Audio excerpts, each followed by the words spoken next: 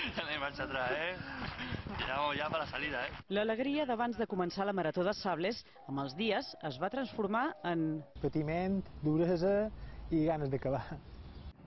No només es tractava de córrer, havien de viure durant una setmana en campaments com aquest, fer ús de lavabos rudimentaris i jaimes que es desmuntaven ben prest. A les 6 del matí ells se posen a desmuntar, però si tu no havies preparat o berenaves allà dins, pues no passis pena, que ells venien i te tiraven la tenda, te llevaven la tenda i te deixaven allà a l'aire libre. I després a córrer, sempre que fos possible. Hi havia segons quins puestos que no podies córrer, no perquè no poguessis, sinó perquè era impossible. Inclús segons quines dunes havies de pujar a quatre pates. Després de tants quilòmetres pel desert, els que arribaven primers, com en Miquel, havien de passar un control on els podien penalitzar amb temps a la classificació. Si te falta un imperdible de dorsal 20 minuts, si has duit el dorsal un poc mal col·locat, que no se vegi la publicitat que hi ha en el dorsal, te ferren 20 minuts. La pitjor etapa va ser la de 75 quilòmetres.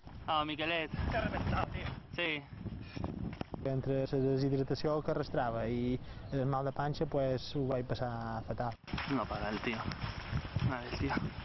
Quan vaig cruzar la meta, ja ho vaig dir en sèrio, vaig dir, jo ja he acabat la carrera, demà ja no surt. Estava escotat, dic, no vull sortir quan arribi a Nostra, ja pensava quan arribaria a Nostra, dic, aniré a córrer només 40 minuts cada dia i no tornaré a fer més carrers. Tot i així va tornar a sortir a l'etapa següent. No volia perdre la quarta plaça a la classificació final i el que va aconseguir va ser la tercera. Sí, però ja ha estat un milagro quedar tercer. I si hagués quedat 10 ja hagués estat un carrerón. No, si hagués quedat 15 també hagués estat un carrerón de ser realistes.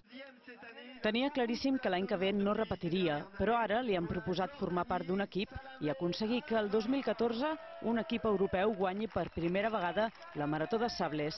Diu que s'ho pensarà.